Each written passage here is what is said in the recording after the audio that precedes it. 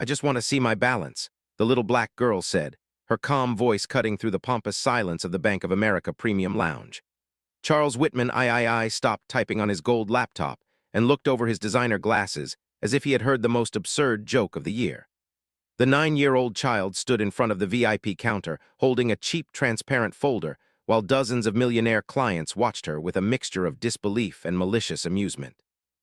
Her worn sneakers and simple T-shirt were a sharp contrast to the $3,000 suits and designer handbags that dominated the air-conditioned room. "Did you hear that, honey?" Charles whispered to his wife, Madison, loud enough for everyone to hear. "The child wants to see the balance. She probably mistook this place for a food bank." Discreet laughter echoed through the hall, acting as background music designed to humiliate the girl. Lanna Jackson had grown up hearing that she didn't belong in places like this, that children like her should know their place. But at that moment, something in her eyes revealed a determination that did not match her 9 years of age. It was as if she carried a secret too heavy for a child. The manager, Mr. Patterson, approached her with a condescending smile that didn't reach his eyes. "Sweetie, this is the premium section," Patterson said, gesturing vaguely toward the elegant customers. "Children must be accompanied by adults. Perhaps you're lost. The regular branch is across the street." "I'm not lost," Lanna replied. She placed the folder on the marble counter with a delicacy that contrasted with the rudeness around her. "My grandmother told me to come here at this time to this counter." Her voice didn't waver. There were no tears, just a disturbing serenity for a child being publicly humiliated. Charles couldn't resist.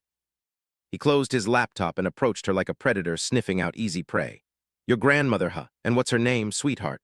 Maybe she's our cleaning lady." The comment provoked muffled laughter among the crowd. "Or maybe she works in the kitchen of the hospital where my wife gets her plastic surgeries," Charles added with a smirk. Madison covered her mouth with her gloved hand, feigning horror while her eyes sparkled with malice. "Charles, be kind. The girl clearly doesn't understand where she is." But Lanna didn't back down an inch.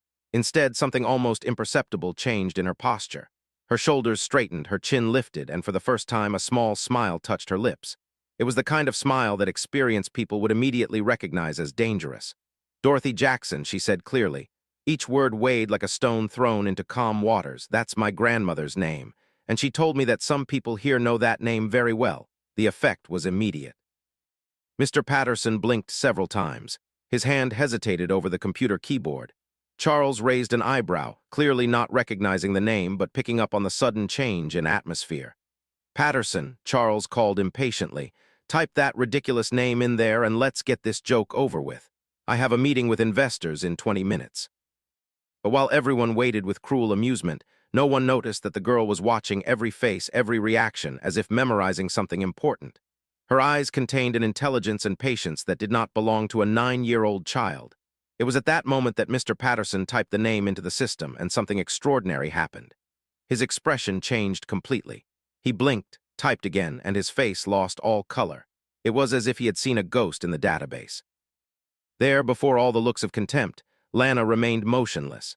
She was guarding a secret too powerful to be revealed before the right time. And if this story of prejudice and twists touches your heart, don't forget to subscribe to the channel right now, because what is about to happen at this bank will prove that underestimating someone can be the biggest mistake of your life. Mr. Patterson tried to hide his shocked expression by quickly closing the computer screen. His fingers trembled slightly as he typed random commands, trying to buy time. Charles, impatient with the delay, tapped his fingers on the marble counter. "What's the problem, Patterson? A simple query shouldn't take this long unless you're making excuses for this awkward situation." Madison laughed maliciously, adjusting her pearl necklace. She looked at Lanna as if she were an animal in a zoo. "Honey, maybe you'd better call your grandmother," Madison said, her voice dripping with false maternal concern. "She's probably worried. Children have a tendency to get lost in places that aren't meant for them." Lanna remained motionless, but something in her eyes shifted. She remembered the words of her grandmother Dorothy just 3 days before she died. "Daughter, when you go to the bank, you will meet people who will try to make you feel small. Let them talk. Let them laugh, because he who laughs last laughs best." "My grandmother is no longer here," Lanna said simply, her voice maintaining that disturbing calm. "She died last week, but she taught me that some people need to learn certain lessons the hard way." The comment caused a brief, uncomfortable silence. Charles cleared his throat, clearly uncomfortable at having mocked an orphan, but his arrogance quickly returned. "Well, I'm sorry for your loss," he said without any sincerity, "but that doesn't change the fact that you shouldn't be here. This place is for serious finance, not for childish games." That was when Lanna opened her transparent folder. Deliberate movements, she removed a sealed envelope yellowed by time. In the center, in elegant handwriting, was written, to be opened only in the presence of the senior manager of Bank of America Premium. Mr. Patterson gulped when he saw the envelope. Dorothy Jackson had been a legend in the city's black community, a woman who built a quiet empire while everyone underestimated her, just as they were doing to her granddaughter right now. "What's this?" Charles asked, trying to snatch the envelope. Lanna pulled back quickly. "It's not for you," she replied firmly. "It's for the person who really runs this bank, not the one who just pretends to." Charles turned red with rage. He wasn't used to being challenged, let alone by a child. "Listen here, you little Mr. Patterson." A new voice cut through the tension. The regional director, Ms. Victoria Thompson, an elegant black woman in her 50s, approached with firm steps. Her presence made even Charles straighten up instinctively. "I received an automatic notification about a special account inquiry," Victoria said, her voice sharp.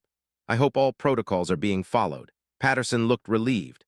Finally, someone with authority, but what he didn't expect was Lanna's reaction. The girl smiled, a genuine smile. "Vicky." Victoria froze. She looked closely at the child, and slowly recognition dawned in her eyes. "Lanna Jackson," she whispered as if seeing a ghost. "My God, you look just like Dorothy." Charles and Madison exchanged confused glances. "How did this child know the regional director?" "Your grandmother told me you were coming," Victoria continued, her voice thick with emotion. "She said when the time came, I would know exactly what to do." Lanna handed her the yellowed envelope. "She said you would understand." As Victoria read the letter, her expression changed from curiosity to utter amazement. "Patterson," she said without looking up, "prepare the executive meeting room immediately. And call the legal department." "The executive room?" Patterson stammered. Victoria looked up, scanning every face. She fixed her eyes on Charles and Madison. "Ladies and gentlemen, I strongly suggest you stop talking. You have just made the biggest error in judgment of your lives." "Victoria, you're being dramatic." Charles laughed nervously. "It's just a child with some fantasies." That's when Lanna spoke again, her voice heavy with power. "Mr. Charles, have you heard of Jackson Holdings?" Charles blinked. "Of course. The commercial property network. It controls half the city. But what does a company like that have to do with you?" Lanna smiled again, a predatory smile. "Everything," she replied. "Because Mr. Charles, the lady you've been mocking for the last 15 minutes wasn't just my grandmother. Dorothy Jackson was the founder and sole owner of everything the Jackson name represents." The silence was absolute. Charles felt the blood drain from his face. Madison dropped her handbag. Victoria guided Lanna to the executive room, leaving the stunned couple behind. Inside the room, Lanna sat in the leather chair like a CEO. "Grandma taught me that sometimes people need to be confronted with the truth," she said, pulling a digital recorder from her bag. Outside, Charles was panicking. "Madison, if Jackson Holdings sues us or cuts our contracts, we are finished." He decided to try charm. He walked into the conference room with a fake smile. "I'm here to apologize. Maybe offer a donation to charity." But Lanna wasn't having it. She sat at the head of the table. "Mr. Charles," Lanna said with icy politeness, "I'm glad you joined us. Ms. Victoria was just explaining my position as a shareholder in your company."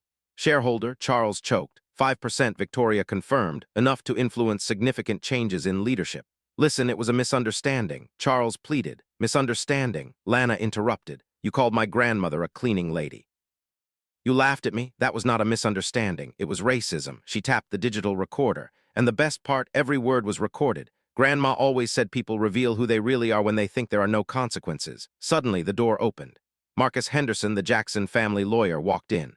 "Mr. Whitman," Marcus said, laying out documents. "I have the transcript of today's events. Maybe she's our cleaning lady. Who knows, maybe she works in the kitchen."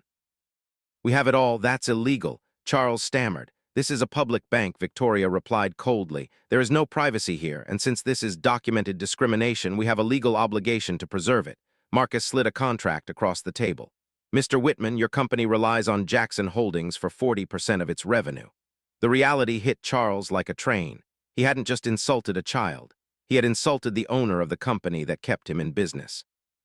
"Lanna," Victoria said respectfully, "what is your decision regarding the Whitman Enterprises contracts?" Lanna didn't hesitate.